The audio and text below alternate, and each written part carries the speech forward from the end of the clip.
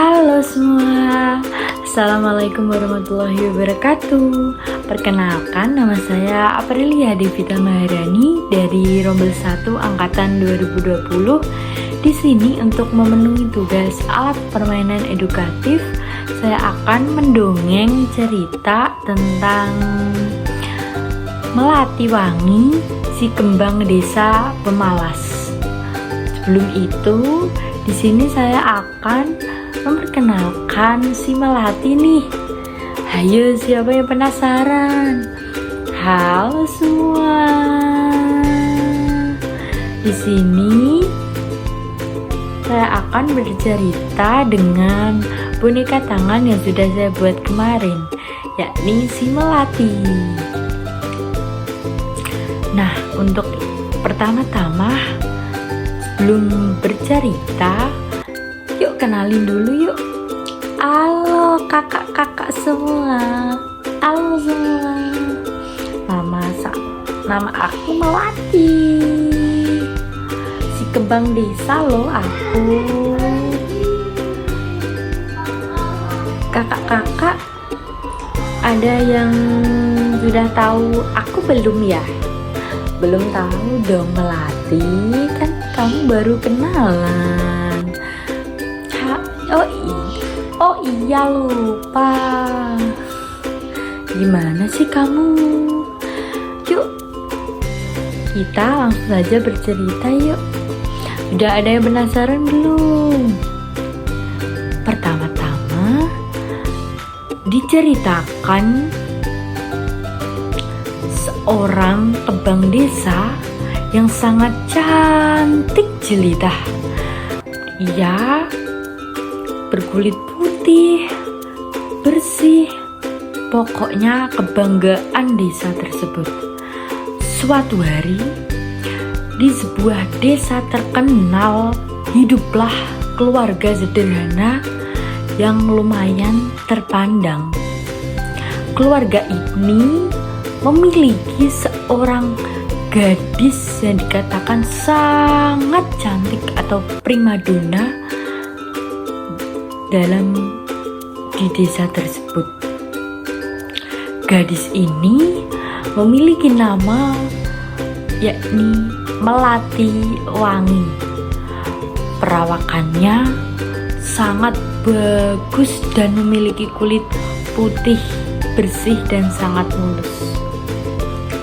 Ia menjadi kebanggaan desa yang sangat didambakan oleh semua pemuda. Akan tetapi, di balik kecantikannya, si Melati ini adalah seorang gadis pemalas. Ia tidak pernah mau membantu pekerjaan ibunya dengan alasan nanti kulitnya akan kasar dan jelek. Ia juga tidak mau disuruh ibunya untuk pergi ke pasar karena takut kulitnya kusam akibat panas matahari. Melati ini sangat menjaga kecantikan yang dimilikinya. Melati Wangi juga sudah diputuskan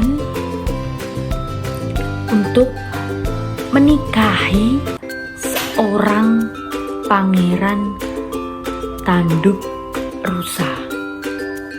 Mengapa namanya sangat aneh bukan terdengarnya?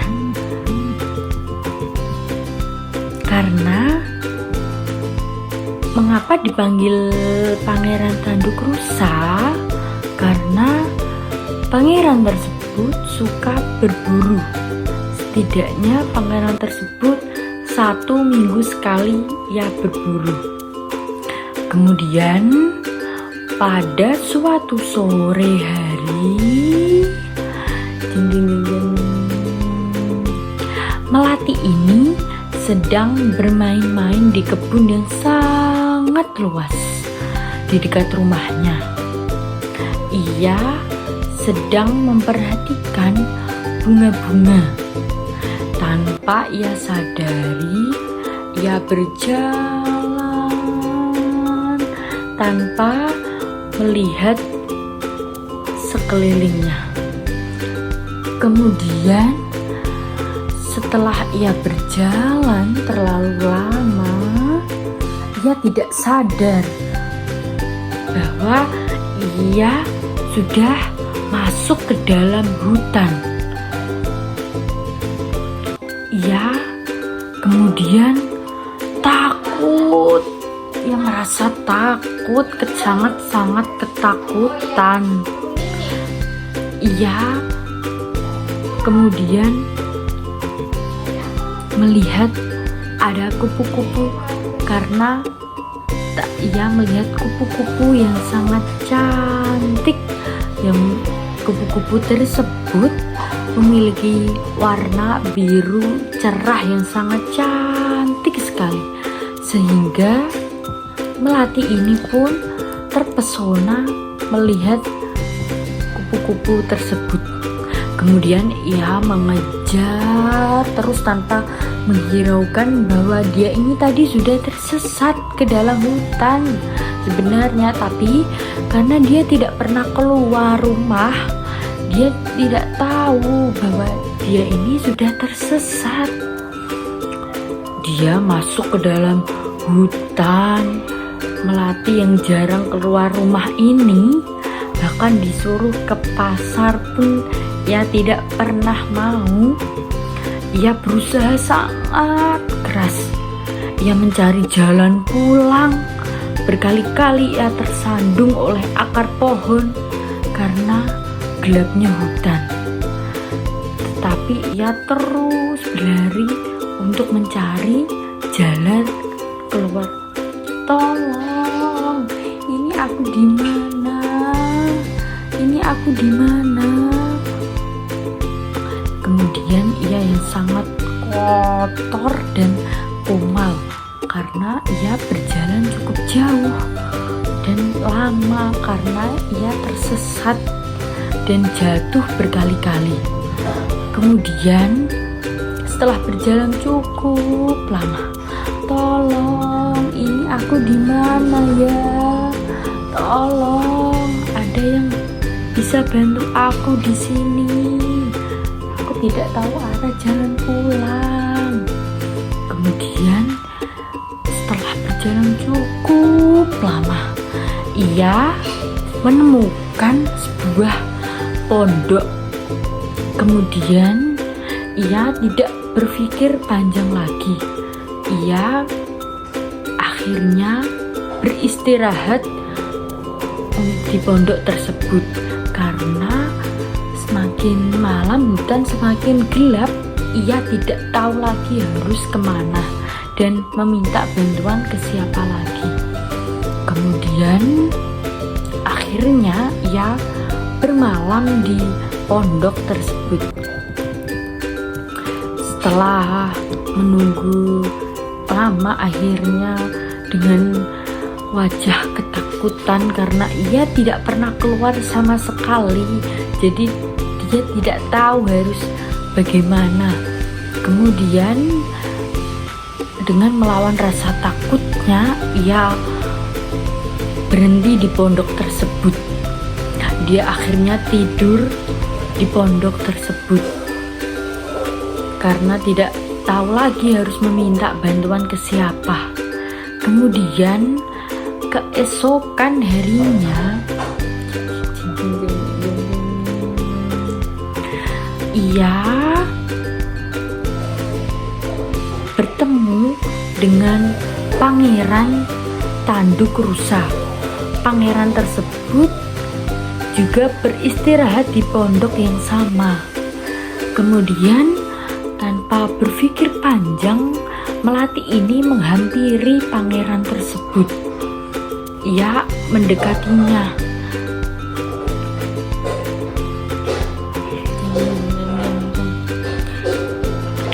Pangeran tersebut kaget. Siapa perempuan kumal jelek ini?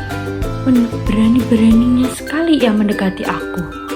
Kemudian melati ini mengatakan, aku ini calon istrimu, Pangeran, masa kamu tidak mengenali aku? Aku ini Melati. Masa kamu tidak kenal aku? Coba lihat aku, perhatikan aku lagi, Pangeran. Ini aku Melati. Ih, pangeran tersebut karena wajah dan baju yang dipakai Melati ini sudah kotor dan kumel sekali karena ia tersesat di dalam hutan semalaman. Pangeran tersebut tidak mengenali Melati sama sekali. Ia malah membuang muka dan merasa jijik melihat Melati karena penampilannya yang sangat kumal sekali.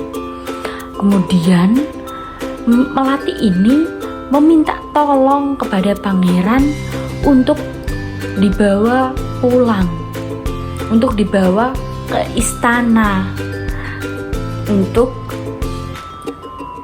meminta pertolongan karena Melati ini sudah tidak sanggup lagi karena semalaman sudah di dalam hutan. Kemudian pangeran tersebut tanpa berpikir panjang untuk membawa Melati ini ke dalam istana. Kehidupan Melati seperti putri yang ada di cerita dongeng ini pun berakhir sampai di sini. Sudah tidak ada lagi bayangan di pikiran Melati ini yang akan menjadi seorang ratu musnah seketika. Melati ini akhirnya dibawa pangeran ke istana, tetapi dijadikan pembantu. Ia merasa pasrah karena dan tidak tahu harus berbuat apa lagi daripada tertinggal di dalam hutan yang sangat gelap dan menyeramkan. Akhirnya Melati ini mau gak mau dibawa ke istana, namun tidak dijadikan sebagai seorang ratu, tetapi Melati ini dijadikan seorang pembantu oleh pangerannya tanduk rusa tadi, karena pangeran tersebut tidak mengenali sosok Melati ini saking kumalnya. Kemudian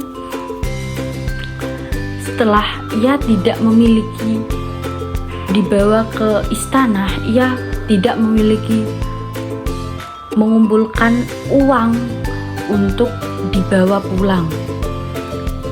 Jadi Melati ini akhirnya menjadi seorang pembantu istana.